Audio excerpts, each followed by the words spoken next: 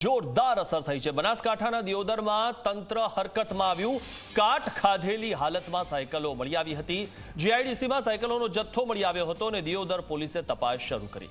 2023માં ફાળવેલી સાયકલનો જથ્થો મળી આવ્યો। સાયકલો પર કલર કરવામાં આવી રહ્યું છે, ત્યારે 2023માં આ જે ફાળવેલી સાયકલો છે તે હવે 2025 સુધી એમનેમ જોવા મળી રહી છે। ધૂળ ખાતી આ સાયકલો છે તેને રંગરોગાન કરવામાં આવી રહ્યું છે, એટલે કે કલર કરવામાં આવી રહ્યો છે।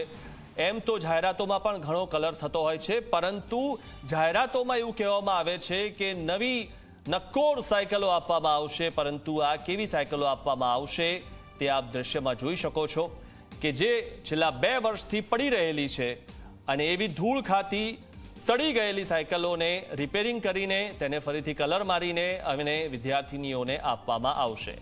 સરકાર તો પૈસા ફાળવે છે વિદ્યાર્થીનીઓ માટે, અને શું હાલત થાય છે તે સાયકલોની આ દ્રશ્યમાં જોઈ શકો છો। અને આ તમામ જે ઘટના છે તે માત્ર અધિકારીઓના ભરોસે રહેવાના કારણે થાય છે। આ વિશે વધુ માહિતી મેળવી અમારા સંવાદદાતા અલ્કેશ પાસેથી। અલ્કેશ, જે રીતે અધિકારીઓના ભરોસે તમામ વાત નાખી દેવામાં આવે ત્યારે આવી હાલત આપણી સામે આવતી હોય છે, શું વધુ માહિતી?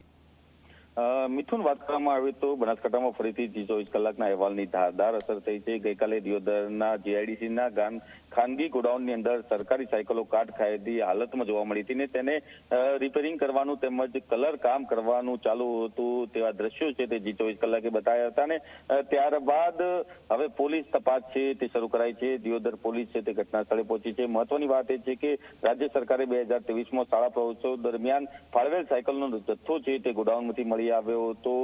જો કે આ સાયકલો એટલી ખરાબ હાલતમાં હતી કે તેને ફરીથી રિપેરિંગ કરાઈ રહી હતી। કાટ ખાયેલી સાયકલોને રંગરોગાન પણ કરાઈ રહ્યું હતું। જો કે આ સાયકલોને કેમ રંગરોગાન કરાઈ રહ્યું હતું, તે કોને આપવાની હતી, તેને લઈને 24 કલાકે અનેક સવાલો ગઈકાલે ઉઠાવ્યા હતા અને તેના જ પરિણામે આજે દિયોદર પોલીસ છે તે ગોડાઉન પર પહોંચી છે ને તમામ સાયકલો ક્યાંથી આવી, કે લઈ જવામાં આવી હતી, કેવી રીતે તેનું સમારકામ થઈ રહ્યું હતું તેને લઈને દિયોદર પોલીસે તપાસ હાથ ધરી છે।